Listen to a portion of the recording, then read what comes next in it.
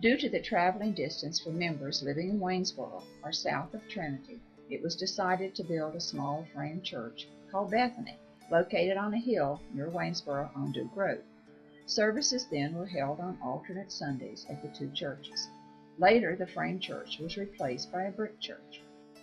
In 1878, it was voted to make an effort to establish a parochial school on the Bethany Church grounds, to be called Monte Vista School.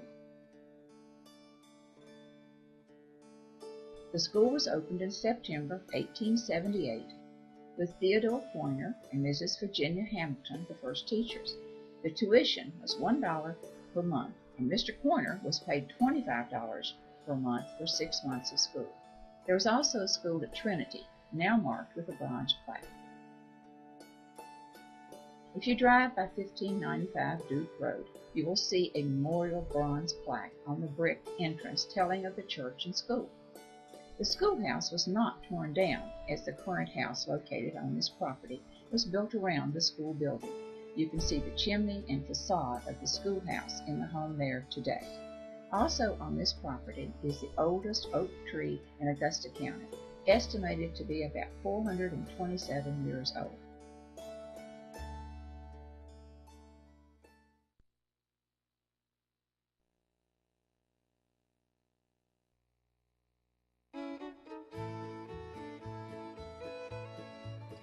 In 1820, there were about 91 Lutheran churches west of the Blue Ridge from Pennsylvania to Tennessee, or one about every 10 to 20 miles for convenient buggy travel. Our church, until the late 1880s, belonged to the same synods as most of the others.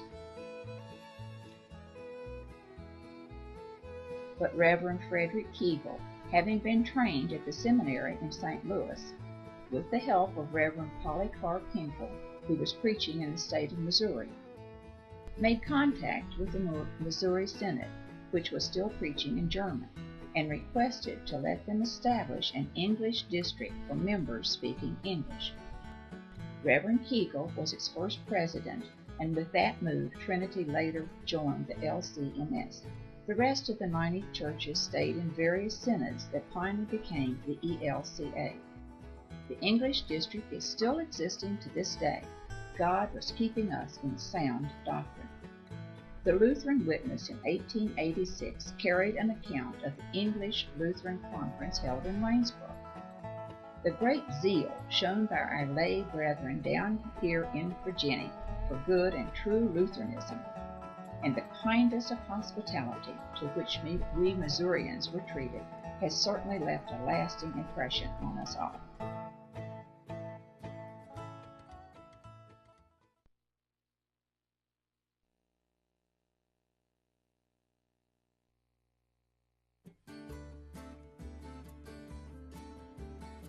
By the 1885 and the 1900s, the valley was very prosperous, fully recovered from the Civil War devastation. So let us look at some of the places they lived and the homes and farms they owned. Since most of the Pointers were farmers, they needed land to cultivate.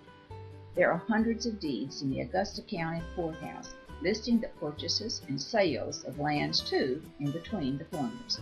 At one time, it is estimated the Pointers owned about 14% of the good farmland in Augusta County. Here are some of the farms and homes they owned that are still standing today. The Martin Pointer Stone House at Mosey Creek was built by Hessian soldiers in 1806. The other homes were fairly large and well built. One is built on the German style.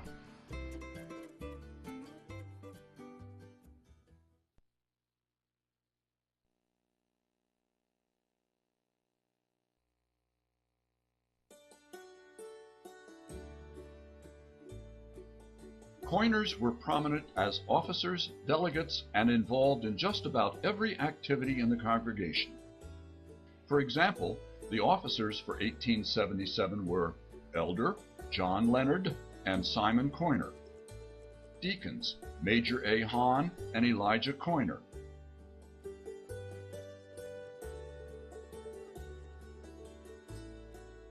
treasurer Jacob Coiner, secretary Theodore Coiner, Martin Coiner and Tolaris Coiner were chosen to examine the secretary's reports. Theodore Coiner elected delegate to the next conference meeting. August 5, 1877, Cornelius Coiner was elected to represent Coiner's congregation at the next meeting of the Concordia Synod. January 17, 1878, George Coiner and Elijah Coiner were elected to solicit subscriptions for the new Bethany School.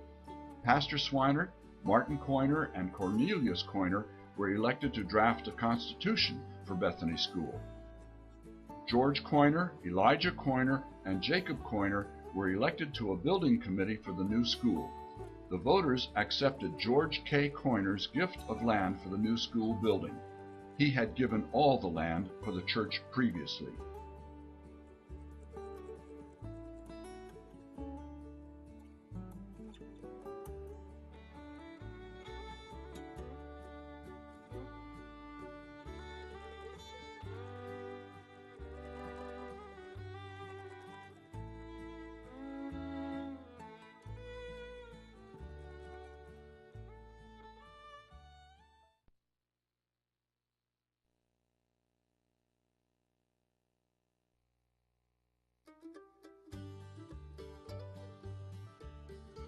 In March of 1892, the Michael Kynat Memorial Association was formed with 35 coiners, all spellings, attending. The attendees authorized several members to write a set of resolutions to form an association for the purpose of designing and building a proper memorial to honor the American progenitor of most of the coiners in the United States, who, at that time, were indeed quite numerous.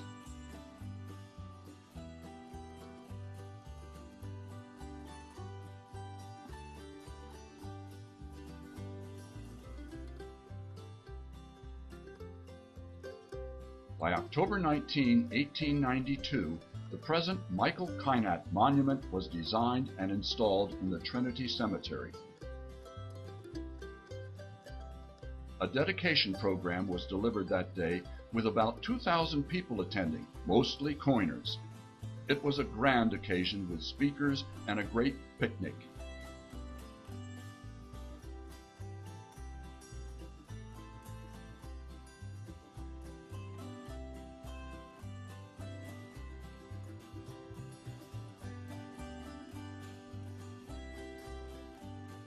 Over the years, this monument has been viewed by thousands.